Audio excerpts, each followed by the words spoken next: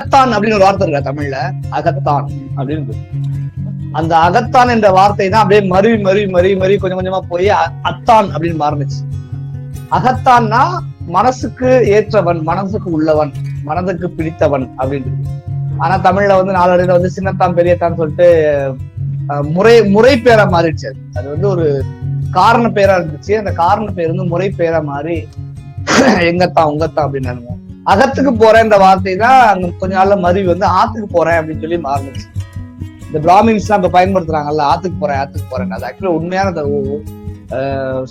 என்ன சொல்ற தூய தமிழ் சொல், சுத்த தமிழ் சொல் சொல்லக்கூடாது, தூய தமிழ் சொல். அந்த அகத்துக்கு போறேன்ற வார்த்தை தான் ஆத்துக்கு போறேன் அப்படின்ற மாதிரியான சொல்லலாம். சோ அன்னைக்கே நம்ம பார்த்தோம்னா ஒட்டும் அகத்தை கட்டிக்கொள், அப்படி கெட்டியாக ஒட்டிக்கொள் வைரம் சொல்ற மாதிரி அகம் என்றால் மனசு. மனதில் இருக்கக்கூடிய அவங்க என்ன செய்யறாங்கன்னா காதலுக்கு வந்து அப்ப வந்து வரையறை வைக்கிறாங்க. சங்க காலத்துல வந்து ஒரே வயதுடைய தலைவன் தலைவிக்குன்றார். ஒத்த வயதுடைய தலைவனுக்கும் தலைவிக்கும் ஏற்படக்கூடிய மன நிகழ்வுகளை பேசுவது காதல் அப்படின்றான். காதல்னா ஒரே வயசு இருக்கணும், இவங்களுக்கும் அவங்களுக்கும் ஒரே வயசு. ஆனா இப்ப வந்து நம்ம இருக்கக்கூடிய சூழல்ல வந்து ஒரு 10 வயசு ஒரு 5 வயசு கம்மியா இருக்க பெண்ணை தான் வந்து கல்யாணம் பண்றாங்க, காதலிக்கிறாங்க. அது எதுக்குன்னா உடல் ரீதியா அப்ப வந்து ஒருத்தர் ஃபிட்டா இருக்காரு, பாடி எப்படி இருக்கு, ஒரு 20 வயசு வித்தியாசமா இருக்காங்க அப்படின்னா ஹஸ்பண்ட் ஒய்ஃப்ல வந்து நிறைய ப்ராப்ளம் வருவதற்காக இப்ப வயதுகளை வந்து ஒரு 5 வயசுக்கு பாக்குறாங்க. ஆனா சங்க காலங்கள்ல என்ன பண்ணாங்கன்னா ஒத்த வயதுடைய தலைவனுக்கும் தலைவிக்கும் ஏற்படக்கூடிய மன நிகழ்வு தான் காதல் அப்படின்னு சொல்லி சொல்றாங்க. அதனாலதான் வந்து நீங்க பெருந்துறையில பாத்தீங்கன்னா வயது வந்து மூத்தவர்கள், வயது இளையவர்கள் சொல்லி அங்க வயது பாகுபாடை வச்சு இது வந்து பொருந்தாத காலம், தமிழ் இலக்கியத்தை பொறுத்தவரைக்கும் இது பொருந்தாத காலம் அப்படின்னு சொல்லி சொல்லுவாங்க.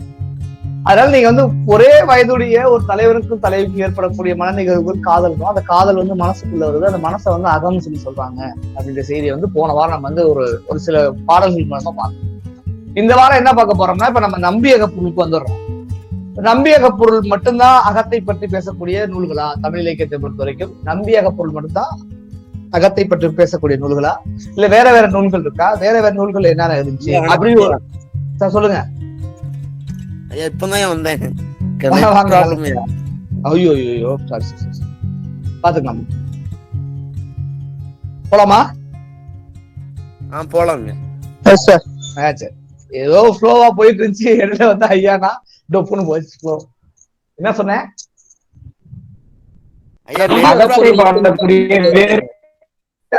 ஒரு ஆள்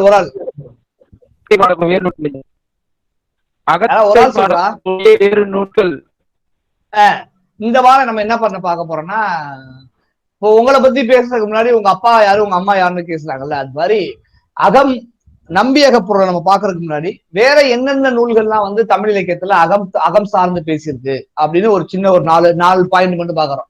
ஒண்ணு தொல்காப்பியம், இன்னொன்னு இறைநாள் தலைவியல் உரை, அடுத்தது வந்து அப்படின்னு சொல்லி ஒரு 4 நூல் தான் வந்து நம்ம நம்பியக பொருளை பார்க்க போறோம். அந்த நூலை பார்த்ததுக்கு பிறகு அதோட ஆசிரியர் குறிப்பு 100 குறிப்பு பார்க்க போறோம்.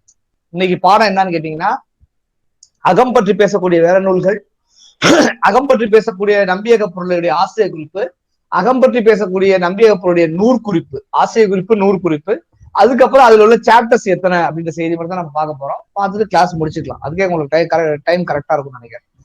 ஏன்னா நம்ம எப்பயுமே நீங்க ஒரு நூல் படிக்கிறீங்க, ஒரு விஷயத்த பார்க்க போறீங்கன்னா அதுக்கு முன்னாடி உள்ள ஆய்வுகள் என்ன, அதுக்கு முன்னாடி உள்ள நூல்கள் என்னன்ற செய்தியை நீங்க வந்து பாக்குறது ரொம்ப முக்கியமான ஒரு விஷயமா இருக்கும். அப்பதான் அதை பத்தி உங்களுக்கு டெப்த் கிடைக்கும். இந்த டெப்த் தெரிஞ்சாலும் நீங்க அதுக்கப்புறமேட்டு எழுத முடியும். நீங்க தொல்காப்பியத்துல வந்து என்ன பண்றாருன்னா, தொல்காப்பியர் அவர்தான் சிச்சுவேஷன்ஸ் கொடுக்குறாரு. அதாவது ஒரு காதல் அப்படின்னா, காதல்ல வந்து ஒரு தலைவன் வந்து எப்படிலாம் எந்தெந்த ஸ்டேஜில் எப்படிலாம் பேசுவான்னு சொல்லி சொல்றாரு. தலைவன் கூற்று அப்படின்னு சொல்லி ஒரு 32 வகையான கூற்றுகள் சொல்றாரு. ஒரு தலைவன் வந்து காதலிக்கும் பொழுது ஃபர்ஸ்ட் அந்த பொண்ணை பாக்குறான். அந்த பொண்ணை பார்க்கும் பொழுது இப்படியாப்பட்ட ஒரு ஃபிகர் நான் பார்த்ததே கிடையாது, இப்படி ஒரு பொண்ணு உலகத்துல இருக்கா, இந்த மாதிரி ஒரு பொண்ணு கூட இருக்குமா, இவ இல்ல இது பேய், இல்ல இது சாமி, இது அப்படின்னு சொல்லிட்டு அவன் டவுட் ஆயிட்டே இருக்கான். இவ்வளவு அழகா சத்தியமா இந்த உலகத்துல இருக்கவே மாட்டாங்க. அப்படி பார்க்கும் பொழுது அவனுக்கு என்ன செய்யுதுன்னா, அவன் நின்றுட்டு இருக்காரு, அப்படியே காத்துல வந்து அந்த கூந்தல் அப்படியே வந்து என்ன செய்யுது, அப்படியே அசைதான். அப்ப பாக்குறான், இல்ல கரெக்ட் தான், இது சாமியோ சிலையோ பேயோ கிடையாது, அனங்கோ ஆய்கோள் மயிலோன்னு சொல்லிட்டு அதைதான் வந்து நம்ம திருவள்ளுவர் எழுதுவார். சோ அவன் பார்க்கும் பொழுது அவன் முடிய ஆடுது. அப்புறம் ஏதாவது அவ வச்சிருக்கக்கூடிய பூலை வந்து பார்த்தா ஒரு வண்டு போய் மொய்க்குது. அப்போ வந்து இவர் கண்டிப்பா வந்து இவன் சாமி கிடையாது, ஒரு பெண்ணு தான், இப்படியாப்பட்ட ஒரு பெண்ணு இருக்கான்னு சொல்லி கால்லாம் பாக்குறான். ஒருவேளை பேயா இருந்து கால் பார்க்கலாம். இப்படி ஒரு தலைவன் ஒரு பெண்ணை பார்த்தவுடன் அவனுக்கு என்னென்ன தோன்றுன்றதை வந்து தொல்காப்பியர் கலவியல் ஆரம்பிக்கிறாரு. இப்படிதான் ஆரம்பிக்கும். முதல் நாள் பாக்குறான், அது இயற்கை புணர்ச்சின்றாரு.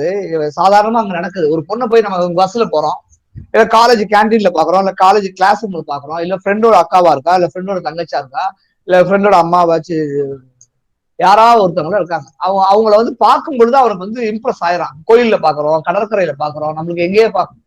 இயற்கையா அந்த சேருதல் இருக்கு, புணர்ச்சி. நம்ம போன வகுப்புல பார்த்த மாதிரி இங்க இயற்கை புணர்ச்சினா இயற்கையா தலைவன் ஒன்று கூடுவது கிடையாது, இயற்கையா மீட் பண்ணுறது, கண்ணும் கண்ணும் கலக்கிறது.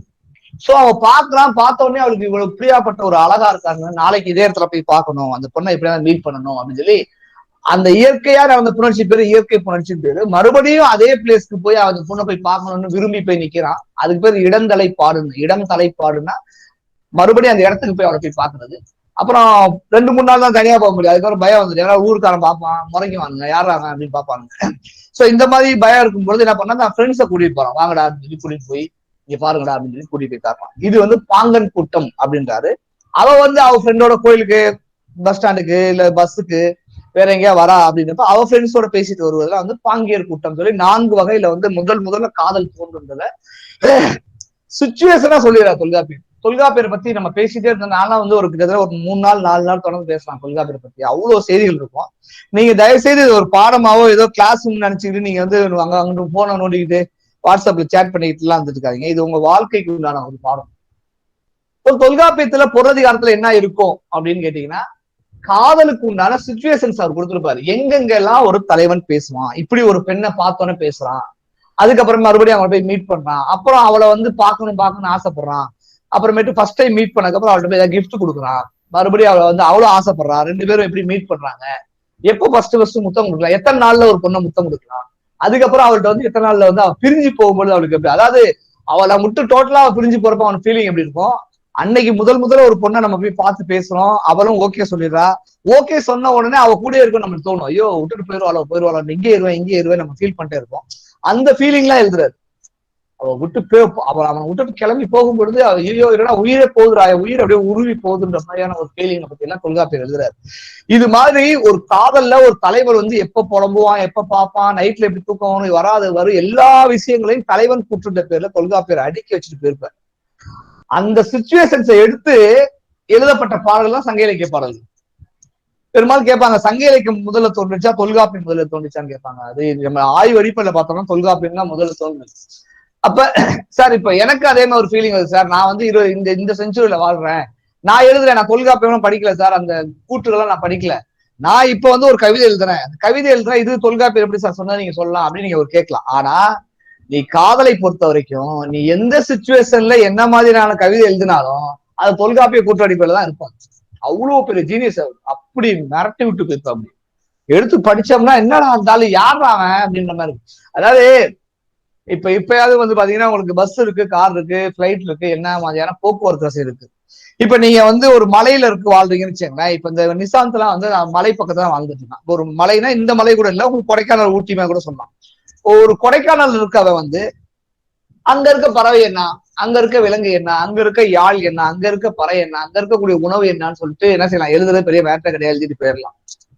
மலையில வாழக்கூடியவன் கடலுக்கு வரான், கடல்ல எழுதுறான்னா பாத்துங்க, மலையில என்ன மாதிரியான ஃபீலிங் இருக்கும், கடல்ல இருக்கக்கூடிய மக்களுடைய ஃபீலிங் என்ன இருக்கும், வயல்ல இருக்கக்கூடிய மக்களுடைய ஃபீலிங் என்ன இருக்கும், காடுகள்ல இருக்கக்கூடிய மக்களுடைய ஃபீலிங் என்ன இருக்கும், அங்க என்ன பறவை இருக்குன்ற எல்லா விஷயத்தையும் அவர் எழுதுறாரு. எல்லா விஷயத்தையும் எழுதி இந்தந்த நிலத்துல இருக்கவன் இந்தந்த மாதிரியான ஃபீலிங்ல நிறைய ஆட்படுவான். இப்ப குறிஞ்சில இருக்கவங்களுக்கு பெரும்பாலும் என்ன இருக்குன்னா, காலையில வேலைக்கு போயிட்டு சாயந்தரம் வீட்டுக்கு வந்துடுவான், இருட்டுக்குள்ள வேலைக்கு வந்துடுவாங்க. மலையில இருக்கக்கூடியவன் வந்து நம்மள மாதிரி இப்ப 2 மணி 3 மணிக்கெல்லாம் வீட்டுக்கு எல்லாம் போக முடியாது, கரண்ட் இல்லாத இடங்களா இருக்கும். மலைகள் மேல இருக்கக்கூடிய ஒரு கொடைக்கானல் ஊட்டி மாதிரி இருக்கக்கூடிய ஆட்கள் டெப்த்ல, நீங்க கொடைக்கானல் இப்ப இருக்கக்கூடிய வணிக தலங்கள் நினைச்சிடக்கூடாது, டெப்தா இருக்கக்கூடிய ஒரு ஏரியால வந்து எப்படி போக முடியும். நீங்க பாத்துறீங்க கொடைக்கானல் மேல போனோம்னா கீழே வரதுக்கு கிட்டத்தட்ட ஒரு 6 மணி நேரம் ஆகும். அந்த மாதிரி ஒரு இடம் இருக்கிறனால சீக்கிரமே தலைவன் வீட்டுக்கு போயிடுவான். அப்ப தலைவனும் தலைவியும் பெரும்பாலும் சேர்ந்து இருப்பார்கள், இணைந்திருப்பார்கள் தான் புனதல் நிமித்தம்னு அழகா தூக்கி வைக்கிறார். இங்க இந்த ஃபீலிங் தான் இருக்கும்.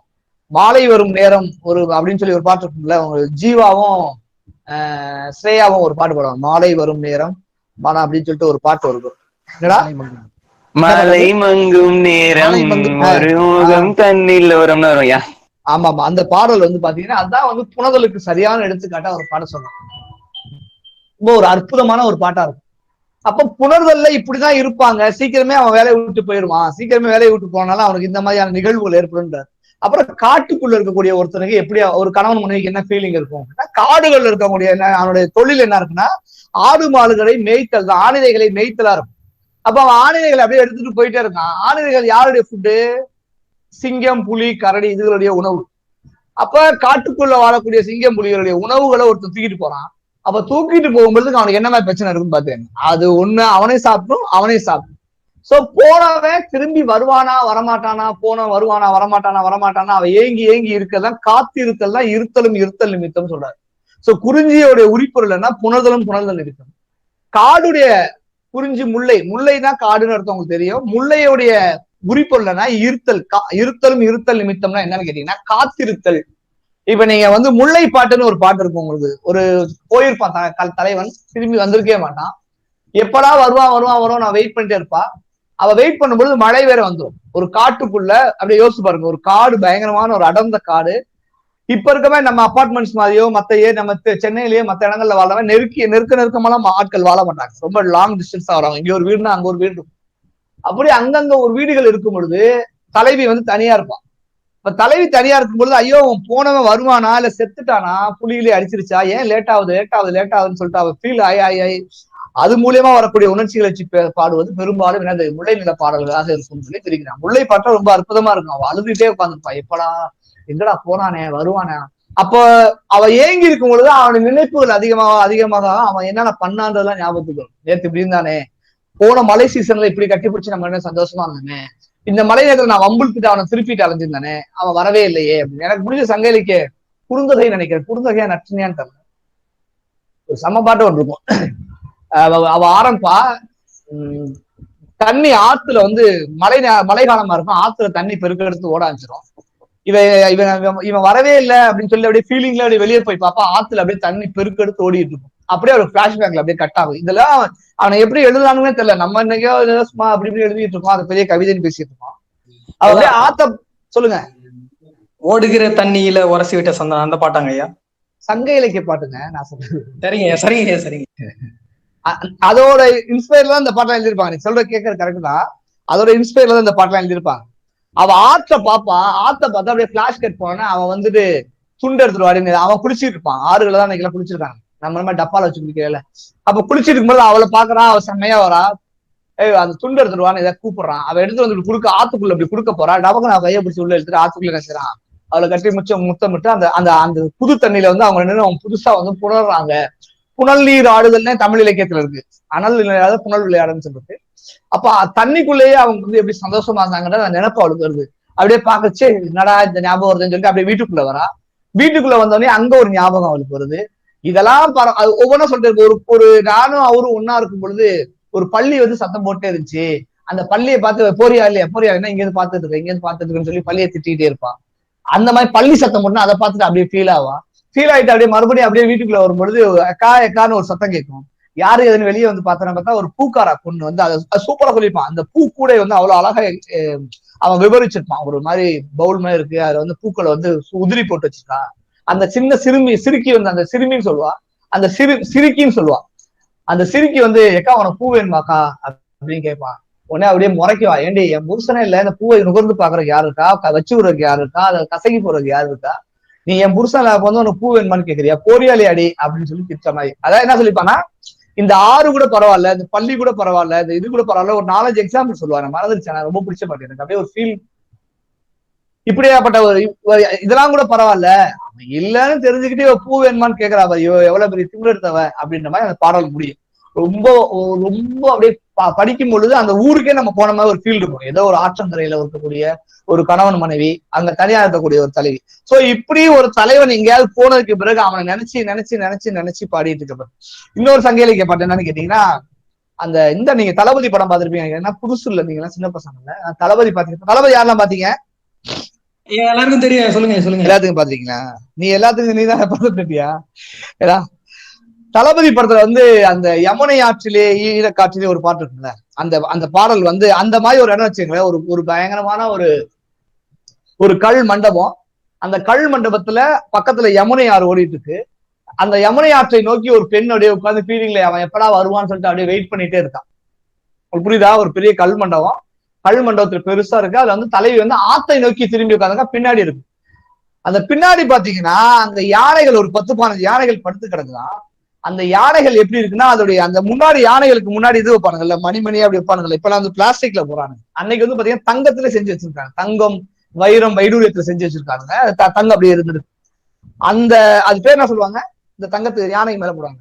யாருக்கா தெரியுமா? ஹலோ, இல்லைங்க தெரியலையா. நான் என்ன சொல்ல வரேன்னு தெரியுதா உங்களுக்கு? தங்க யானைக்கு முன்னாடி இந்த இடத்துல போடுவானுங்கல்ல அப்படி. ஐயா புரியுது ஐயா, அது பேர் தெரியலங்க ஐயா. மாஸ்க் போய் மாஸ்க் ஐயா, மாஸ்க் தும்பிக்கை முன்னாடி போடுவாங்கயா. யானை போர்வை. யானை போர்வை இல்லடா, அதுக்கு தனியா பேர் இருக்கு, நீ என்ன வேணா வச்சுக்கலாம். இந்த இடத்துல போடுவாங்கல்ல, அதெல்லாம் வந்து அந்த இப்ப வந்து பாத்தீங்கன்னா பிளாஸ்டிக்ல போடுறாங்க. கவசம் இல்ல அது. அந்த இடத்துல வந்து ஒவ்வொரு முட்டு முட்டு முட்டு முட்டா வச்சிருக்காங்க. இப்ப நீங்க பைக்ல சில பேர் போடுவானுங்க, பைக்ல வந்து வழுக்க கூடாதுக்காக ஒரு பால்டர்ஸ் மாதிரியே ஒன்று இருக்கும், ஒரு பிளாஸ்டிக்ல இருக்கும், நல்ல கிரிப்பா இருக்கும். அது மாதிரி யானைக்கு இங்க போடுவாங்க. அந்த எல்லாம் எப்படி இருக்குன்னா, ஒண்ணு வைரம், ஒண்ணு வைடூரியம், ஒண்ணு தங்கம், ஒண்ணு கோமம், இப்படி ஒவ்வொன்னா வந்து இருக்குதான். யாருப்பா சந்துருலதா? இப்ப அட்மிட் ஆனா சந்துரு யாரா? ஐயா ஐயா என் பேர் தான் சந்துரு. ஏன் என்ன மணி 10:30 மணிக்கு கிளாஸ்க்குள்ள வர நீ? ஐயா நான் எப்பயும் வந்துட்டேன்யா. இப்பதானே உனக்கு அட்மிட் கொடுக்குறேன், இப்பதானே உள்ள வருது. சந்துருலதான் ஏதோ ஒரு பேர் வந்துச்சு. ஐயா சார்லதான் அது. ஐயா சார்ல அது யாரு? நான் இல்லையா, சார்ல தான் நான் இல்லையா. சக்திவேல். யாரு? சக்திவேல் தம்பி தான். இதுமேட்டு கிளாஸ்க்கு நீங்க உள்ள வந்தீங்கன்னா அட்மிட் பண்ண மாட்டேன், கேன்சல் பண்ணி விட்டு அட்டெண்டன்ஸ் கிடைக்காது. அதான் உங்களுக்கு ஃபர்ஸ்ட் அண்ட் லாஸ்ட். 10-5 பேர் ஒரு 10-10 இருக்கலாம். ஏன்னா நீங்க மத்த கிளாஸஸ் போறீங்க, ஒரு எங்க ஒரு இயற்கை நேச்சர் கால்ஸ் போய் நீங்க இது போறக்காக தான். சும்மா உங்க இஷ்டத்துக்கு வந்துட்டீங்க, நாங்க ஒரு ஃப்ளோவா பாடம் போயிட்டு இருக்கப்போ டப்பு டப்புன்னு கட் ஆயிருக்கிறது. அது நீங்க மத்த பாடம் மாதிரி கிடையாது. இதெல்லாம் இது ஒரு ஃபீலிங்ல போயிட்டே இருந்தாதான். இதான் ஃபர்ஸ்ட் அண்ட் லாஸ்ட். அடுத்த டைம் வந்து நான் அவங்களை அட்மிட் பண்ண மாட்டேன். பாரு இப்ப என்ன நடத்தினா எனக்கு தெரியாம போயிடுச்சு. யாரா சொல்ல என்னடா பேசணும்? போட்டு வச்சிருந்து அந்த யானைகளுக்கு போடக்கூடிய அந்த அந்த அஸ்திரம் என்ன செய்யுதுன்னா தங்கம், வைரம், வைடூரியம்லாம் இருந்துச்சான். அதெல்லாம் கலட்டி அப்படியே ரோட்டு மேல போட்டு வச்சிருக்காங்களாம். அவ்வளவு செல்வ செழிப்பு மிக்க ஒரு நகரம்ன்றத வந்து எக்ஸாம்பிள் காட்டுவான். அந்த இதெல்லாம் கழட்டி யானை பக்கத்துல போட்டு வச்சிருக்காங்க, யாரும் எடுக்க மாட்டாங்களாம். இப்படி கேமரா அப்படி வச்சுன்னு வச்சுக்கோங்களேன், அப்படியே கேமரா அப்படியே போதுன்னு வச்சுக்கோங்க. அந்த யானை அப்படியே காட்டுறோம். யானையை வந்து கழட்டி போட்டு அந்த அதோட ஆடைகள் வந்து தங்க வைரத்துல இருக்கு. அப்படியே உள்ள போனோம்னா தலைவி வந்து அப்படியே வைடு பண்ணோம்னா தலைவி வந்து சூப்பரா ஒரு கல் மண்டலத்துல உட்காந்துருந்தா. அங்கிட்ட ஆறு ஓடிட்டு இருக்கு, அங்கிட்ட ஒரு நிலா அப்பதான் லைட்டா மேல வருதுன்ற மாதிரி ஒரு சீன் எழுதுறான். இது அப்படியே எழுதுறாங்க. தலைவி உட்காந்துருக்கா, உட்கார்ந்தாலும் யாரோ பின்னாடி வராங்க அப்படின்றத அவ வந்து அனலைஸ் பண்றான். அவருக்கு தெரியுது யாரோ வராங்க. ஏன்னா பெண்களுக்கு வந்து எல்லா சைடும் கண்கள் இருக்குறாங்க. பெண்களை வந்து நம்மளை பார்த்த உடனே நம்மளை கண்டுபிடிச்சாங்க, நம்ம யாரு மாதிரியான ஆளு, இவன் எப்படியாப்பட்ட ஒரு ஆளுன்னு பெண்களுக்கு தெரியும். அது கிராமத்து பெண்ணா இருந்தாலும் சரி, நகரத்து பெண்ணா இருந்தாலும் சரி, எல்லா பெண்களுக்கும் நம்மள்ட்ட எப்படி பேசுறாங்க பழகுறாங்கன்னா அவங்களுக்கு தெரியும் இவன் நல்லவனா கெட்டவனான்றது பார்வையை வச்சே கண்டுபிடிச்சிருவாங்க, நம்ம எப்படி பாக்குறோம் அப்படின்ற விஷயங்கள்.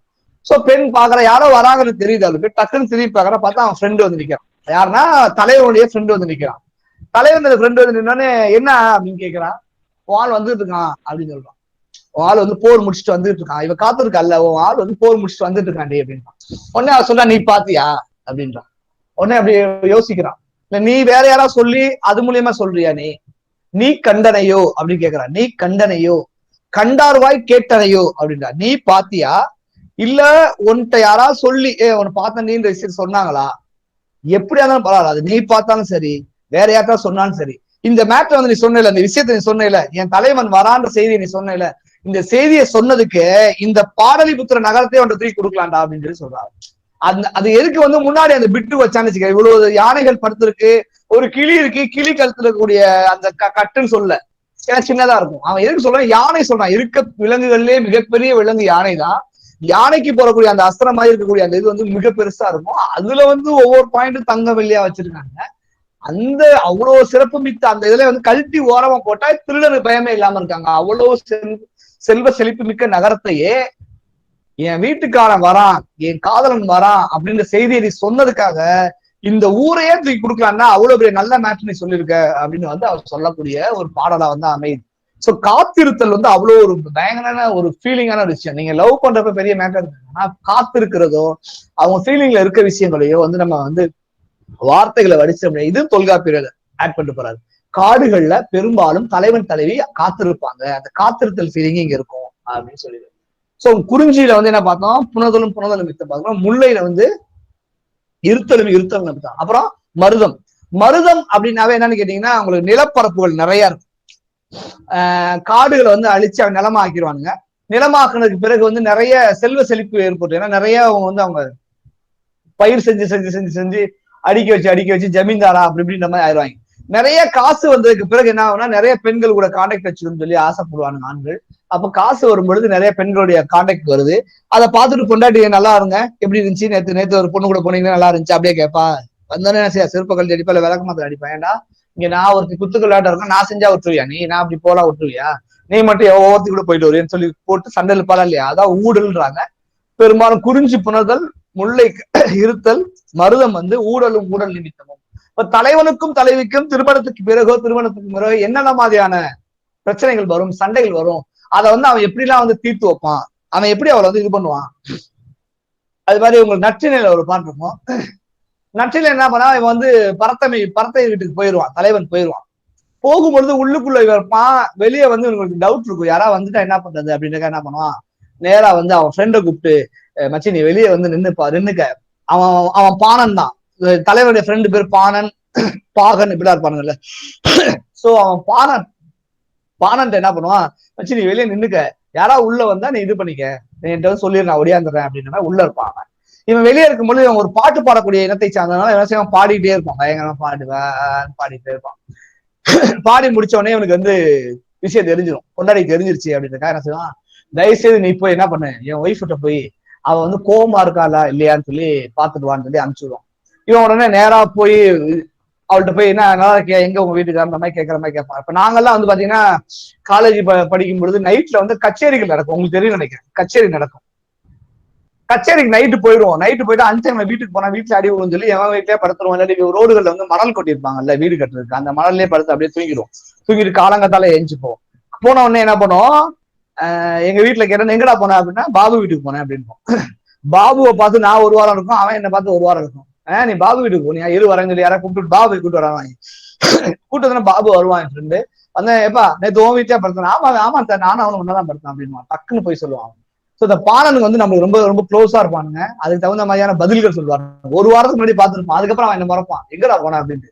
அதுக்கப்புறம் கச்சேரி போறா எங்கடா இங்கடான்னு சொல்லி அந்த கதை சொல்லுவான். அது மாதிரி பாலன் ரொம்ப க்ளோஸா இருப்பான். இந்த பாலன் வீட்டுக்கு போறான். போனோடனே தலைவியோட நக்கல் பாத்தீங்கன்னா, நேத்து ஒரு சத்தம் கேட்டுச்சு அந்த கிழக்கால, எங்க அம்மா சொன்னா நாய் கத்துதுன்னு சொல்றா, எங்க தங்கச்சி சொல்றா நரி கத்துதுன்னு சொல்றா, நான் தான் சொன்னேன் இல்ல அதெல்லாம் கிடையாது, ஒருத்தி வந்து பேய் கத்துதுன்னு சொன்னா, நான் தான் சொன்னேன் இல்ல இந்த பையன் பாபு தான் பாடுவான் அப்படின்னு சொல்லி சொன்னேன் அப்படின்ற ஒரு நச்சினை ஒரு பாட்டு. அத ஊழல் இருக்கக்கூடிய தலைவரை மட்டுமல்லாது தலைவனுடைய நண்பர்களே வந்து ஒரு விரோதியா பார்க்கக்கூடிய பாங்கு இருக்கும் அப்படின்றத அந்த பாடல் மூலியமா சொல்லுவாங்க. இது மாதிரி நிறைய பாடல்கள் இருக்கு. எப்படி பரத்தமை எப்படி இருக்கும், காமக்கிழத்தியோட ஃபீலிங் எப்படி இருக்குன்னு சொல்ல இருக்கு. அதை நம்ம கொஞ்சம் கொஞ்சமா பார்க்க போறோம். குறிஞ்சி முல்லை மருதம் நெய்தல்னா உங்களுக்கு தெரியும், இரங்கல் நிமித்தமும் ஆழ்ந்த இரங்கல் அப்படின்னு நம்ம போறோம்ல, ஆழ்ந்த இரங்கல் என்னன்னு கேட்டீங்கன்னா வருத்தம்னு அர்த்தம். சோ நீங்க இந்த படம் பாத்தீங்க, நீர்ப்பறவைன்னு ஒரு படம் வந்திருப்போம். அந்த நீர்ப்பறவையில வந்து பாத்தீங்கன்னா அந்த தலைவன் வந்து ரொம்ப நாளா குடிச்சுக்கிட்டே இருப்பான். அதுக்கப்புறம் கல்யாணம் பொறுப்பு வந்ததுக்கப்புறம் கடல்ல போய் வேலை செய்யறான்னு சொல்லிட்டு போவான். அதுக்கப்புறம் வரமாட்டான், எங்க போறான் எங்க வரான்னு தெரியாது. அப்போ ஒரு பாட்டு ஒன்று இருக்கும், படன்னு ஒரு பாட்டு இருக்கும். அந்த பாட்டுல ஸ்ரேயா கோஷல் பாடியிருப்பா. வைரமுத்துடைய வரிகள் வந்து அவ்வளவு அற்புதமான ஒரு பாட்டெல்லாம் இருக்கும். அவன் ஞாபகம் வந்து இந்த நெஞ்சு கேப் இருக்குல்ல, அவருடைய மார்பகத்து நடுவுல வந்து அவன் நினப்பு வந்து பிசுன்னு என்ன வந்து பிசுன்னு பிசுக்குதேன்னு போட்டிருப்பான். அது நீங்க ஸ்ரேயா கோஷல் குரல்லையும் அந்த காட்சிப்படுத்துற தன்மையும் பாத்தீங்கன்னா அவ்வளவு அற்புதமா இருக்கும். நீர்ப்பறவை அது ரெண்டு ஒரு நீர்ப்பறவை. ஆமா எங்க ஊர்ல ஷூட்டிங் எடுத்தாங்கய்யா. எந்த ஊர் அணி? மணப்பாடு, தூத்துக்குடி மாவட்டம். ஆமா நீ அந்த ஊருக்காரங்க, நான் எங்கெல்லாம் கூட்டிட்டே போக மாட்டேன். வாங்கய்யா, நீங்க தான் வரணும்யா, நான் கூட்டிட்டு போறேன் ஒரு நாள். உன் பேர்ரா? மரியநிதின். இந்த வருஷம் முடியக்குள்ள கண்டிப்பா போயிடலாம். கண்டிப்பாயா, பசங்களை கூட்டிட்டு ஒரு டூர் போட்டுருவாயா? டூர்லாம் போட்டா நிறைய இன்ஸ்ட்ரக்ஷன் தான், நம்ம தனியா போறதானே பெஸ்ட். சரி ஓகே. இங்க போய் கையெழுத்து வாங்க, அங்க போய் நம்மளா பொம்பளை பிள்ளையா? ஆமால, அப்பா அம்மாட்ட கேட்கணும், அங்க போய் கேட்கணும். அப்புறம் ஏதாவது நம்ம போன ஏதாவது ஆக்சிடென்ட் அதெல்லாம் தேவை இருக்காது. நம்ம ஒரு 5 பேர் சேர்ந்தோமா 10 பேர் சேர்ந்தோமா கேட்கணும். ஓகே வாங்கயா கண்டிப்பா. பொம்பளை பிள்ளைன்னா பரவாயில்ல, நல்லா இருக்கு, நல்லா இருக்காது. நம்ம ஜாலியா போயிட்டு வந்துடலாம். அதான் பிரச்சனை. அப்ப அந்த பாடல்ல வந்து ஒரு ஒரு இரங்கலை வந்து மிக அற்புதமா வச்சிருப்பாங்க. அதுக்கப்புறம் பாலைவனம் தெரியும், பாலைவனம்னாவே உங்களுக்கு பிரிதலும் பிரிதல் நிமித்தமும் அப்படின்ற மாதிரியான இந்த 5 வகையான உரிப்பொருளுக்கான காரணத்தையும் வந்து தொல்காப்பியர் எழுதியிருப்பாங்க. அதுக்கு பிறகு கலவியல்ல தலைவி கூற்று ஆரம்பிப்பாரு. சோ ஒரு லவ் பண்ற பையனுக்கு வந்து இந்த மாதிரியான ஃபீலிங் எல்லாம் இருக்கும். அப்போ ஒரு லவ் பண்ணக்கூடிய ஒரு பெண்ணுக்கு என்ன மாதிரியான ஃபீலிங்ஸ் இருக்குன்னு சொல்லி அதை வந்து வரிசைப்படுத்தி ரசிச்சிருப்பாரு. மிக அற்புதமா வந்திருப்பாரு. சரி, தலைவன் கூற்று, தலைவி கூற்று, அப்புறம் தோழி கூற்று. தோழி தானே முக்கியமான ஒரு பார்த்து, அதாவது தோழி கூற்று இருக்கும். தோழிக்கு பிறகு வந்து கண்டோர் கூற்று, செவிலி கூற்று, நற்றாய் கூற்று, எல்லா ஒரு லவ் அப்படின்னா அந்த லவ்ல கேரக்டர்ஸ் எந்தெந்த கேரக்டர்ஸா வரும், ஒண்ணு தலைவன், தலைவி, தோழி, செவிலி, நற்றாய், கண்டோர், அப்படி எல்லா கேரக்டரோட டிசைனையும் பண்ணி அந்த டிசைன் வந்து என்ன மாதிரியான ஃபீலிங்கை வந்து வெளிப்படுத்துன்ற விஷயங்களை தொல்காப்பியர் எழுதியிருப்பார். அந்த புத்தகத்தை பார்த்துதான் பின்னாடி வந்தக்கூடிய இவங்க என்ன பண்ணாங்க, புத்தகமா என்ன செய்றாங்க, எழுதுறாங்க. அதை வந்து எடுத்துட்டு இப்ப தொல்காப்பியர் ஒரு 1000 வருஷத்துக்கு முன்னாடி, அதுக்கப்புறமேட்டு வந்தவங்க வந்து எளிமைப்படுத்துறேன்னு சொல்லிட்டு எழுதப்பட்ட புத்தகம் தான் மத்த புத்தகங்கள் அப்படின்றத பார்க்க போறோம். சோ இப்ப நம்ம வந்து தமிழ் இலக்கியத்தை வந்து என்னென்ன புத்தகம்லாம் வந்துச்சு அப்படின்னு என்ன செய்யறோம் பாக்குறதுக்கு உண்டான ஒரு செய்தி. இது ஸ்கிரீன் தெரியுதா? ஹலோ ஹலோ ஐயா தெரியுதுங்கய்யா. என்ன போட்டிருக்கு? இல்ல ஐயா, உங்க ஃபேஸ் தான் தெரியுது, நான் உங்களை தான் பாத்துட்டு இருக்கேன், அந்த ஸ்கிரீன் பாக்கலையா? இப்ப பாருடா. வந்து சரி, நம்பியக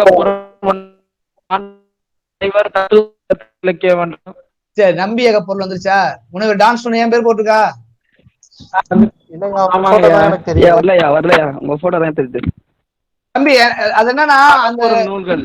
ஒரு நிமிஷம் நிறைய யாருக்கு என் பேஸ் தெரியலன்றீங்களோ அவங்க போய் நீங்க போய் பாத்தீங்கன்னா 2 டான்ஸ் டோனி பேஜ் இருக்கும். அதாவது நீங்க எல்லாமே இருப்பீங்க, அது 2 டான்ஸ் டோனி இருக்கும். அந்த 2 டான்ஸ் டோன்ல ஒரு டான்ஸ் வந்து என்னோட ஃபேஸ் ஒன்று இருக்கும், இன்னொன்னு வந்து பிரசன்டேஷன் இருக்கும். அந்த பிரசன்டேஷனை கிளிக் பண்ணி உங்களுக்கு வந்துடும். ஹலோ வருதா? வந்துருச்சா? ஓகே. இப்ப நம்ம பேசுனதுதான் இதுக்கு முன்னாடி தமிழ் இலக்கியத்துல வந்த போட்ட அகத்தை பற்றி பேசக்கூடிய நூல்கள் எது எதெல்லாம் இருக்கு. இப்ப நீங்க நாளைக்கு இந்த இதுல வந்து ஒரு ரிசர்ச் பண்றீங்க, மத்தவங்க மியூட் பண்றா, வேற என்னென்ன நூல்கள் இருக்குன்ற ஒரு செய்தி. இந்த அகப்பொருள் நூல்கள் இருக்கு. தொன்மை நூலான தொல்காப்பியம். எந்தெந்த நூல்கள்லாம் அகத்தை பற்றி பேசுது? ஒண்ணு தொல்காப்பியம், இன்னொன்னு இறையனார் அகப்பொருள், இன்னொன்னு தமிழ்நெறி விளக்கம், கடைசியா நம்பி அகப்பொருள். இந்த 4 நூல்களை பற்றி சின்ன விளக்கம் மட்டும் தான் கொடுத்திருக்கேன். தொன்மை நூலான தொல்காப்பியம் பொருளதிகாரத்தின் ஒரு பகுதியாக அகப்பொருளை விரிவாக பேசுகிறது. கரெக்டா? தொல்காப்பியம் 3 சாப்டர் இருக்கு. அந்த 3 சாப்டர் வந்து பொருளதிகாரத்துல மட்டும் காதலை பற்றி விரிவாக பேசுறாரு அப்படின்னு போட்டுருக்காங்க. அடுத்து தோன்றிய இறையனார் அகப்பொருள், இந்த புக்கு என்ன, இறையனார் அகப்பொருள்னா என்ன அப்படின்னு நீங்க பாத்தீங்கன்னா, களவு கற்பு என்னும் 2 பிரிவுகள் அகத்தினை குறித்த விளக்கம் இருக்கு. யாரெல்லாம் மதுரை போயிருக்கீங்க?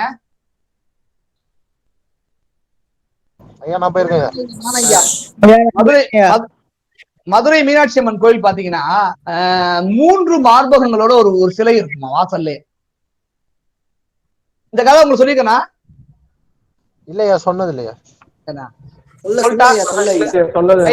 டைம் ஆச்சு, நான் சொல்லாம பாக்குறேன், நான் பாடமே ஆரம்பிக்கிறேன். சரி பரவாயில்ல.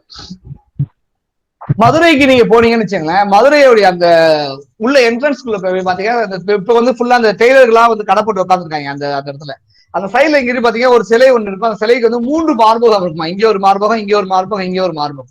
சோ 3 மார்பகம் இருக்குமா. அது நடுவுல ஒரு மார்பகம் யார் அப்படின்றது ஒரு கொஸ்டின். அப்படியே கட் பண்ணி பின்னாடி போனீங்கன்னா மதுரையை வந்து முதல்ல வந்து டிசைன் பண்ண வந்து ஒரு சுந்தரபாண்டியன் ஒரு ராஜா. அந்த சுந்தரபாண்டியனை பத்தி உங்களுக்கு வந்து நீங்க திருவிளையாடல் புராணம்னு ஒரு புத்தகம் இருக்கு, ரொம்ப எளிமையா ஒரு புத்தகம் அது சென்னையில இருக்கு அந்த புக். அந்த புக்கை படிச்சீங்கன்னா செம்ம கதை கிடைக்கும் உங்களுக்கு. ஏதாவது ஃபேண்டசியா நான் படம் பண்ணணும்னு ஆசைப்படுறீங்க, இப்ப வந்து நீங்க அவதாருக்கு ஃபேண்டசின்னு நீங்க திருவிளையாடல் புராணம் பாத்தீங்கன்னா தெரியும். ஒரு ஹீரோ எப்படிலாம் எக்ஸாக்ட் பண்ண முடியும், ஒரு ஹீரோனா எப்படி வந்து அவனை டிசைன் பண்றதுக்குண்டான எல்லா கண்டென்ட்டும் அது இருக்கும். திருவிளையாடல் புராணம், திருவிளையாடல்னா சிவபெருமானுடைய திருவிளையாடல்களை வந்து அவன் வந்து புத்தகமா போட்டுப்பான், ரொம்ப அற்புதமா இருக்கும். அதுல வந்துதான் மதுரை எப்படி தோன்றப்பட்டுச்சு, அந்த மதுரையை வந்து யார் தோற்றுவிச்சா அப்படின்ற செய்திகள் இருக்கும். அதுல ஒரு செய்தி தான் இந்த செய்தி. இதுக்கும் நம்பி அகப்பொருளுக்கும் பயங்கர, சாரி இறைநாள் அகப்பொருளுக்கும் கனெக்டிவிட்டி இருக்கும். என்னன்னு கேட்டீங்கன்னா, சுந்தரபாண்டியன் ஒரு ராஜா இருப்பான். அந்த ராஜாவுக்கு வந்து குழந்தையே இருக்காது. அப்படி என்னென்னமோ செஞ்சு பார்ப்பாங்க. செஞ்சு பார்ப்பான்னா, ஆத்து கடவுள்கிட்ட போய் வேண்டுறது, மண்ணு சோறு சாப்பிடுறது, அப்படியான செய்திகள்லாம் செஞ்சு பார்ப்போம். ஒன்னும் குழந்தை பிறக்காது. அப்ப கடைசியா வந்து யாகம் இருக்க ஆரம்பிச்சான். தவம் இருக்கும் பொழுது கடவுள் வந்து என்னடா வேணும் அப்படின்னு கேட்பாரு. இனிமே எனக்கு ஒரு குழந்தை இல்லாம இருக்கேன், நான் ஒரு ராஜா, எனக்கு பிறகு என்னோட பட்டத்தை ஆட்சி செய்யறதுக்கு யாருமே இல்லை, நான் என்ன பண்றது அப்படின்னு கேட்கும்பொழுது, நீ பயப்படாத, இன்னும் ஒரு நாளையில மாசம் ஆயிரும், குழந்தை பிறந்துரும் அப்படின்னாங்க. அதே மாதிரி மாசம் ஆயிரும், 10 மாசம் கழிச்சு குழந்தை பிறக்காது. அப்போ வந்து ஒரு ஒரு கார்டனுக்கு போவாங்க. அந்த மதுரை தோன்றப்பட்ட இடம் இருக்குல்ல, அந்த கார்டனுக்கு போகும்பொழுது அங்க வந்து நீங்க கர்ணன் மாதிரி ஒரு குழந்தை வந்து அங்க இருக்கும். அந்த குழந்தை எடுத்து நீ வளர்த்துக்கன்னு சொல்லி சொல்லுவாங்க. குழந்தை பாக்கியம் கிடையாது, அங்க ஒரு குழந்தை இருக்கு, வளர்த்துக்கன்றாங்க. சரின்னு சொல்லிட்டு இவன் போய் அந்த குழந்தைய எடுத்து பார்ப்பான். குழந்தை வளரும். கொஞ்சம் அந்த பாப்பா பெருசாகும் பொழுது பார்த்தா 3 மார்பகங்கள் இருப்பாங்க. அப்ப இவன் கடுப்பாயிட்டு மறுபடியும் கடவுளை கூப்பிட்டு, ஏன்னா லூசு நீ இப்படி பண்ணிட்டு இருக்க, குழந்தை 3 மார்பகமா கொடுக்குற, இது நார்மல் ஆட்களா தான் பரவாயில்ல, என்ன மாதிரியான ஒரு ராஜாவுக்கு வந்து இந்த விஷயம் வெளியே தெரிஞ்சுன்னா என்ன இப்படி எல்லாம் சிரிப்பானுங்க, நீ என்ன இப்படி இருக்குன்னு சொல்லி அவன் திட்டும் பொழுது அவர் சொல்லுவாரு, இல்ல இது வந்து ஒரு காரணமா தான் போட்டிருக்கேன். இந்த பெண் எப்போ தனக்கு மனசுக்கு பிடிச்சவனை பாக்குறான், இந்த 3வது மார்பகம் காணா போயிடும் அப்படின்னு சொல்லுவான். எப்படி நீங்க வந்து ஸ்ரீவக சிந்தாமணியில வந்து ஒரு விமலையர்னு ஒரு கேரக்டர் இருக்கும். அவன் வந்து பந்து விளையாண்டுட்டு இருப்பான். அவங்க அப்பா வந்து ஒரு ஸ்போர்ட்ஸ் கடை வச்சிருப்பான். அந்த ஸ்போர்ட்ஸ் கடை வியாபாரமே ஆகாத பொழுது ஒரு ஜோசியக்காரன் சொல்லுவான், உன் பொண்ணுக்கு என்னைக்கு மாப்பிள்ள அமைகிறானோ அன்னைக்குதான் இந்த கடையில இருக்க ஜாமான்லாம் வியாபாரம் ஆகும்னு சொல்லி ஒரு விஷயம் வச்சிருப்பான். எங்க ஸ்ரீவக சிந்தாமணி. நம்ம அது இன்னொரு நாளைக்கு பார்ப்போம். இங்க கட் பண்ணா இங்க வந்து இப்படி சொல்லுவாங்க, அவ என்னைக்கு தனக்கு பிடித்தவனை பாக்குறாளோ அன்னைக்கு வந்து அவனுக்கு என்ன செய்வான், சரியா போயிருந்துருவான். உடனே இவன் வந்து இப்படி இருப்பான். கொஞ்ச நாள் அந்த ராஜா செத்து போயிருவான். இவ பெருசாயிருவா, பெரிய பொண்ணாயிருவா. இவ கண்ட்ரோல்ல ஆட்சி வந்துடும். ஆட்சி வந்ததுக்கப்புறம் இவ ஒவ்வொரு இடமா அட்டாக் பண்ணி நாடு முழுக்க பிடிச்சிட்டே போவா. அப்படியே எல்லாத்தையும் பிடிச்சிட்டு விண்ணுலகத்துக்கே போயிடுவாளாம். விண்ணுலகத்துக்கு போனதுக்கப்புறம் அங்க போன சிவபெருமானை பார்க்கும்போது சிவபெருமான் சிரிப்பான். எல்லாமே போய் சொல்லுவாங்க, அவன் எல்லாத்தையும் அட்டாக் பண்ணிட்டு நம்மள்ட்ட இங்கே வந்துட்டா அப்படின்னப்போ, நீங்க ஒன்னும் பயப்படாங்க, நான் பாத்துக்கிறேன். அங்க போன சிவபெருமான் வந்து இப்படிப்பா சிரிச்சோன்னே இவளுக்கு வந்து இந்த 3ஆம் மார்பகம் காணாம. உடனே நீங்க தான் என் மனசு முடிச்சா, சரி இப்போ நான் கீழே வரேன் அப்படின்னு சொல்லிட்டேன்னா அவன் பூலோகத்துக்கு கீழே வந்துருவான். வந்த பிறகு அவன் வந்து இங்க வருவான். அவன் தான் சோமசுந்தர கடவுள் அப்படின்றாங்க. இவளதான் வந்து மதுரை மீனாட்சி அம்மை அப்படின்னு சொன்னாங்க. சோ மீனாட்சி அம்மையும் அவங்களுக்கு கல்யாணம். சார் சின்ன சந்தேகம் ஐயா, சொல்லுங்க. இது ஒற்றை மார்பகம் தான் ஐயா சொல்லுவாங்க. 3 மார்பகம் இருக்கு. நடுவில் உள்ள மார்பகம் மட்டும் போயிடும். அந்த மதுரையில மீனாட்சி அம்மன் வந்து ஒற்றை மார்பகம் உடையவள் தானே சொல்லுவாங்க. இல்லடா, நீங்க தானே போய் பாருங்கடா, அந்த சிலையே நான் பாத்துருக்கேன்டா. நீ என்ன பாரு, திருவிளையாடல் புராணத்துல இது கதைக்காக எழுதுனதுதான். வேணா ஒரு செக் பண்ணிக்கலாம். சரிங்க. ஏன் நான் இவ்வளவு கான்பிடண்டா சொல்றேன்? இல்ல நான் தெரியலான்றேன். இல்லடா சொல்றேன். ஏன் இவ்வளவு கான்பிடன்ஸ் சொல்றேன்னா, நான் சினிமாவுக்காக நிறைய வாசிக்கும் பொழுது நிறைய கதைகள் தெரிஞ்சு, அதனால கான்பிடன்ஸ் சொல்றேன். அப்படி இருந்தாலும் கூட நீ ஒரு தடவை பாத்துருவா, நல்ல விஷயம். நானும் படிக்கும் போதுதான் கேள்விப்பட்டேன், மீனாட்சி அம்மன் வந்து ஒற்றை மார்பகம் உடையவள், அவ வந்து பிடிக்க அந்த ஒரு இதுதான் நான் கேள்விப்பட்ட மாதிரி இருக்குயா. இல்ல அதான் படிச்சுட்டா ஒண்ணும் பிரச்சனை. சரிங்க. சரி, என்ன சொன்னேன்? அப்ப இங்க வந்ததுக்கு பிறகு அந்த என்ன செய்யறான், சிவபெருமான் தான் இறையனார் என்று அழைக்கப்படுறாரு. அந்த இறையனார் என்ன பண்றாருன்னா, இங்க வந்து பாக்குறாரு, கடல் கொள்ள வந்து எல்லா நூல்களுமே அழிஞ்சு போயிருது. அப்ப அழிஞ்சு போனது ஏன்னா எல்லா புக்கையும் இது பண்ணிட்டீங்க அப்படின்றாரு. எழுத்ததிகாரம் சொல்லதிகாரம் எங்கள்கிட்ட இருக்கு, பொருளதிகாரம் மட்டும் இல்ல, அப்ப வந்து மிஸ் ஆயிடுச்சு அப்படின்னா. உடனே இறையனார் போய் தனியா உட்காந்து 62 நூற்பாக்கள் வந்து விறுவிறுன்னு 62 நூற்பாக்கள் எழுதுறாரு. அந்த எழுதுற நூற்பாக்கள், அந்த இறையனார் என்று அழைக்கக்கூடிய அந்த கடவுள் எழுதுற புத்தகம் தான் அகப்பொருள்ன்றாங்க. அந்த 62 நூற்பாக்கள் உள்ளது. அதுதான் வந்து பின்னாடி வந்து முசிறியில இருந்து வளர்ந்தக்கூடிய ஒருத்தர் வந்து அதை வந்து பதிப்பிக்கிறாரு. முசிறி நீலகண்டன் ஒரு வந்து பதிப்பிக்கிறாங்க, செய்திகளா இருக்கு. சோ இந்த புத்தகம் தான் முதல்ல வந்து அந்த கடவுள்னு சொல்லப்படக்கூடிய அவர் எழுதின ஒரு புத்தகம். தொல்காப்பியத்துக்கு அப்புறமேட்டு அப்படின்னு இந்த கதையெல்லாம் சொல்றாங்க இங்கேயாங்க. அந்த இறையனார் எழுதின புத்தகத்துக்கு பேர் தான் வந்து இறையனார் அகப்பொருள் அப்படின்னு சொல்லி சொல்றாங்க. அது 62 நூற்பாக்களை உடைய ஒரு புத்தகம் அப்படின்னு. இதைதான் இங்க நம்ம பாக்குறோம், இறையனார் அகப்பொருள். ஏன்னா கேட்டா, சங்க இலக்கியங்கள் இருந்ததா இல்லையா, முச்சங்கங்கள் இருந்ததா இல்லையா என்ற செய்தியை வந்து இந்த இறையனார் அகப்பொருள் தான் உங்களுக்கு வந்து புத்தகத்துல வந்து செய்திகளா இருக்கும். இது நீங்க எந்த டிஎன்பிசி, எந்த டிஆர்பி, எந்த எக்ஸாம் போனாலும் சங்க இலக்கியம் குறித்த செய்திகளை கூறும் நூல் எது? தொல்காப்பியம், நம்பியக பொருள், இப்படிலாம் கேட்பானுங்க. அதுல வந்து இறையனார் அகப்பொருள்னு ஒரு கொஸ்டினுக்கு எப்பயுமே கேட்பாங்க. சோ இறையனார் அகப்பொருள் தான் வந்து 3 சங்கங்கள் இருந்துச்சு. அதை ஒவ்வொருத்தவங்களும் தாங்க எழுதின பாடல்கள்ல போய் அங்க வாசிச்சாங்கன்ற செய்திகள்லாம் வந்து இருக்கும். நம்ம இப்ப என்ன பாக்கறோம்னா, அகப்பொருள் சார்ந்த ஸ்கிரீன் தெரியுது இல்ல, அகப்பொருள் சார்ந்த புத்தகங்கள் எதுன்னு பாக்குறாங்க. அதுல வந்து தொல்காப்பியம் இருக்கு, அடுத்த இறையனார் அகப்பொருள் இருக்கு. அதுக்கு பிறகு வந்து தமிழ்நெறி விளக்கம்ன்ற ஒரு நூல் சின்ன அளவுல வந்து அகப்பொருளை பேசுது. அதுக்கு பிறகு 11ஆம் நூற்றாண்டில் தோன்றிய நூல் தான் வந்து நம்பி அகப்பொருள் என்ற நூல் தான் அகப்பொருளுக்குன்னு தனியா உள்ள நூல் அதாவது தொல்காப்பியத்தை எழுத்து இருக்கும், சொல்லு இருக்கும், பொருள் இருக்கும். ஆனா வெறும் பொருளை மட்டுமே எடுத்து எழுதப்பட்ட ஒரே நூல் அப்படின்ற பெருமை வந்து நம்பியக பொருள் தான் இருக்குன்ற செய்தியை வந்து நம்ம என்ன செய்யறோம் இதுல பார்க்கணும். இப்ப ஆசிரியர் குறிப்பு அப்படின்னு பார்த்தா போன வாரம் நான் வந்து நம்பியாண்டார் நம்பின்னு ஒரு தவறான ஒரு செய்தியை சொன்ன மாதிரி இப்ப நம்ம ஆசிரியர் குறிப்பை நம்ம பார்க்கணும். நம்பி அப்படின்றவர் தான் வருது. இந்நூலின் ஆசிரியர் 4 கவிகளை ஏற்றக்கூடியதில் மிகச்சிறந்தவரான நாற்கவிராச நம்பி அப்படின்றவர் தான் நம்பியக பொருளை எழுதியிருக்காரு. இவர் எந்த ஊர் சார் அப்படின்னா அவர் புளியங்குடின்னு ஒரு ஊர்ல இருக்காரு. உய்ய வந்தான் அப்படின்னு உங்க அப்பா பேர் வந்து உய்ய வந்தான். சோ இப்ப நம்ம என்ன பாக்கணும், நம்பி ஆண்டார் நம்பி எழுதிய கவிராச நம்பி என்பவர் எழுதின புக்கு தான் வந்து நம்பியக பொருள். இந்த புத்தகத்தை எழுதுற வந்து புளியங்குடின்ற ஒரு ஊர்ல இருக்காரு. அவர் வந்து உய்ய வந்தான் அப்படின்றவருடைய பையன். இவர் எந்த சமயத்தை பின்பற்றினார் அப்படின்னு சமயத்தை அவர் பின்பற்றிருக்காரு. தமிழ்லயும் பெரிய ஜாம்பவனா, அவர் வடமொழியிலும் பெரிய ஜாம்பவனா இருக்காரு. இவர் வந்து ஆசுகவி, மதுரகவி, சித்திரக்கவி, வித்தாரக்கவி என்ற 4 வகை பாக்களை புனையக்கூடிய ஆற்றல் பெற்றவர் இருந்தாங்க.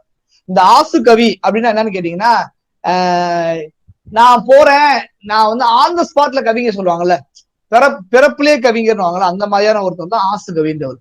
நீ வந்து எங்க இந்த பொருளை கவி சொல்லு, நிலா, இது வெப்சைடு அப்படி எது நீ சொன்னாலும் டக்கு டக்கு டக்கு டக்குன்னு அதை வந்து கவிதை சொல்லக்கூடிய திறமை பெற்றவங்க தான் ஆசு கவி. எல்லாரும் பெரிய ஆசு கவி அப்படின்னு சொல்லுவாங்க. சரி, பிறக்கும் பொழுதே கவிதை பேசக்கூடிய ஆற்றல் பெற்றவங்களும் ஆசு கவின்றாங்க.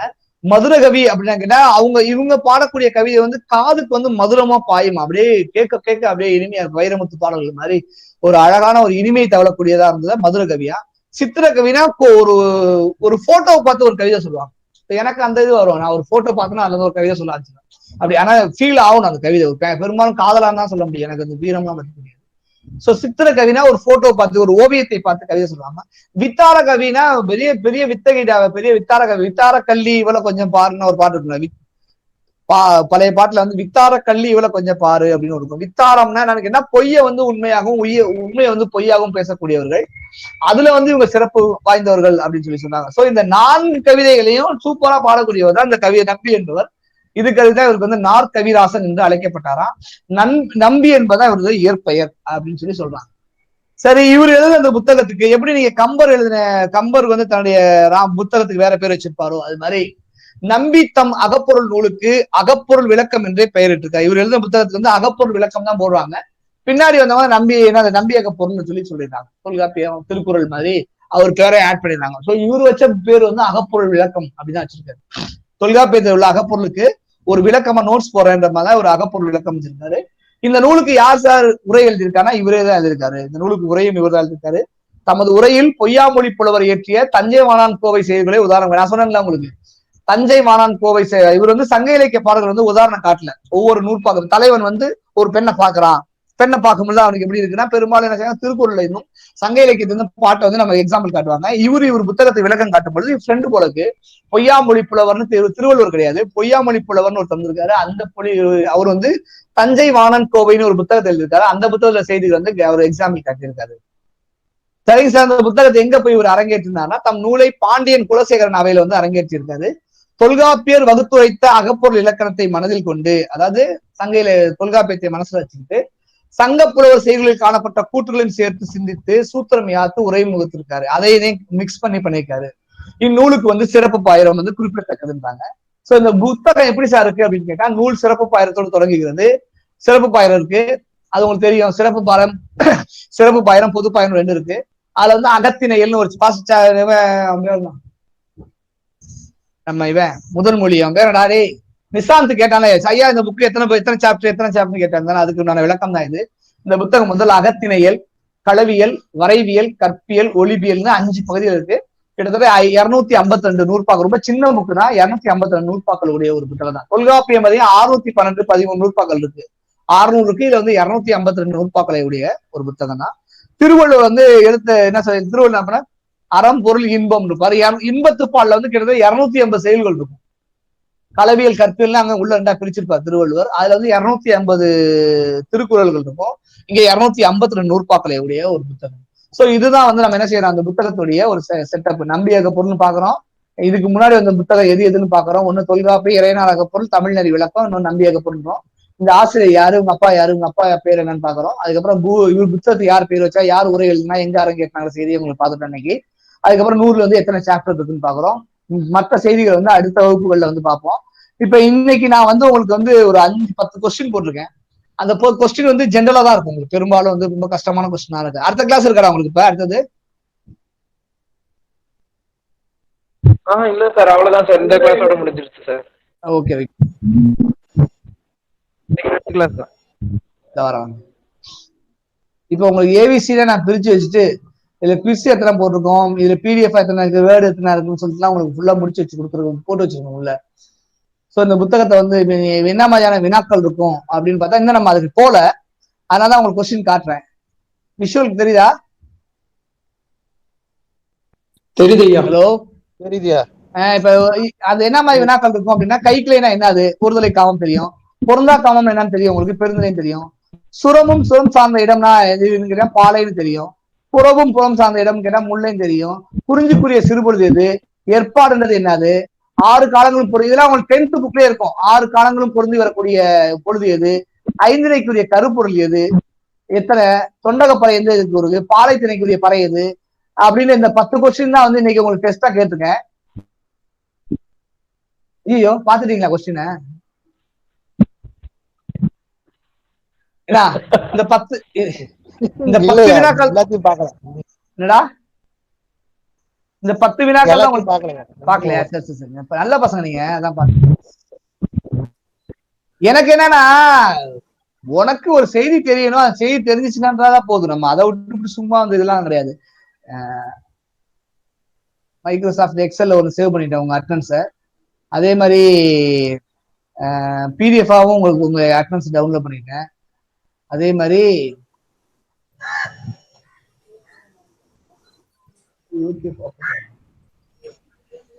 இந்த இதை வந்து மெயில் அம்மாவுக்கு போட்டு விட்டுறேன். இமெயில் அட்ரஸ் வந்து எனக்கு ஒரு மெயிலும் அம்மாவுக்கு ஒரு மெயிலும் கூட போட்டு விட்டுறேன்.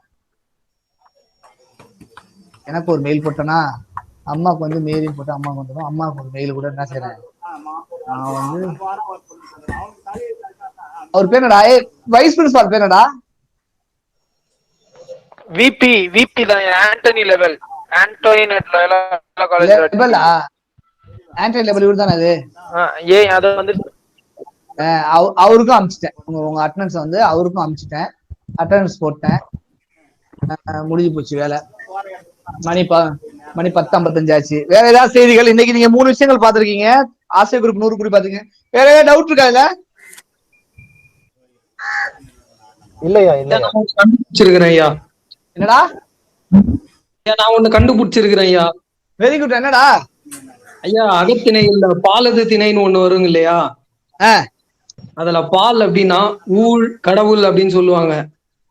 சரி, இது வந்து அந்த பொண்ணு சொல்லுங்க, காற்று வெளி படத்துல அந்த ஹீரோயின் அதித்திராவை சொல்லுங்க ஐயா. நீ கண்டுபிடிச்சேன்னா அப்ப அதிதியை ஐயா கம்பேர் பண்ணி சொல்றேன் ஐயா. சரி சரி சரி, நல்ல நல்ல விஷயம். உங்களுக்கு இதெல்லாம் நம்பிக்கை இருக்கா? ஊழ் டெஸ்டினி அப்படின்னு சொல்லுங்க ஐயா. ஊழ் அப்படின்னா நம்ம 10 பேரை பார்த்தாலும் 10 பேர்ல ஒருத்தனை மட்டும் தான் நமக்கு பிடிக்கும் அப்படின்றத அந்த இடத்துல ஊழுக்கு மென்ஷன் பண்ணிருப்பாங்க ஐயா. ஓஹோ, அப்படியா பிடிக்குது? எனக்கெல்லாம் 10 பேர்த்தையும் பிடிக்குது. அது சரி சரி சரிடா, ஒன்றும் பிரச்சனை இல்லடா. பார்ப்போம். ரொம்ப நன்றி, வாழ்த்துக்கள். விடைபெறுகிறேன். நன்றி நன்றி நன்றி, வணக்கம். நன்றி ஐயா. நன்றி ஐயா. நன்றி ஐயா. நன்றி நன்றி நன்றி நன்றி நன்றி ஐயா. ஐயா 6க்கு அட்டெண்டன்ஸ் போட்டுருங்க ஐயா. அட்ரஸே போயிடுச்சு, இதுக்கப்புறம் அட்ரஸ் போட சொல்றேன். ஐயாவே போயிட்டாரு நினைக்கிறேன். முதன்மொழி ஆடே சாந்த ஆடே அட்னன்ஸ் போட்டா போட்டாரு கூப்பிட வேலையாடா? டேய் ரெக்கார்ட்ல இருக்குடா, ரெக்கார்ட்ல இருக்குடா. அது ஐயோ, ஐயாவே காணோம்டா. ரெக்கார்ட்ல இருக்கு. எப்படி ஐயோ ச்சே, நெட் ப்ராப்ளம் ஏதோ டென்ஷன் ஏத்திட்டு இருக்குடா எனக்கு. என் நம்பருக்கு வேற பேர் ரெக்கார்டிங் ஆயிட்டுடா. டேய் ஐயாவே இல்லையடா, இவரா அது? ஐயா தானே பண்ணுவாங்க. ஐயோ,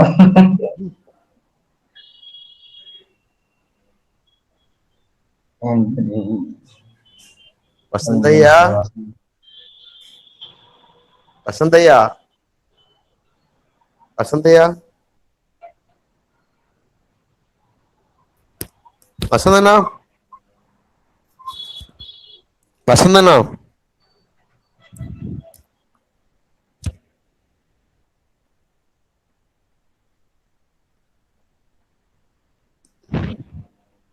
யாராவது பேசுங்க.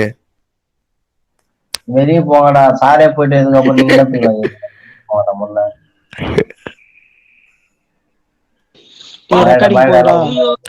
பாய்டா ஹென்றி. எனக்கு பாய்டா. திருப்பி வந்தா ரீஜாயின் பண்ணுங்க. ஹென்றி மச்சான் பாய்டா. பாய்டா நிதின். ஹென்றி பாய்டா. பாய்.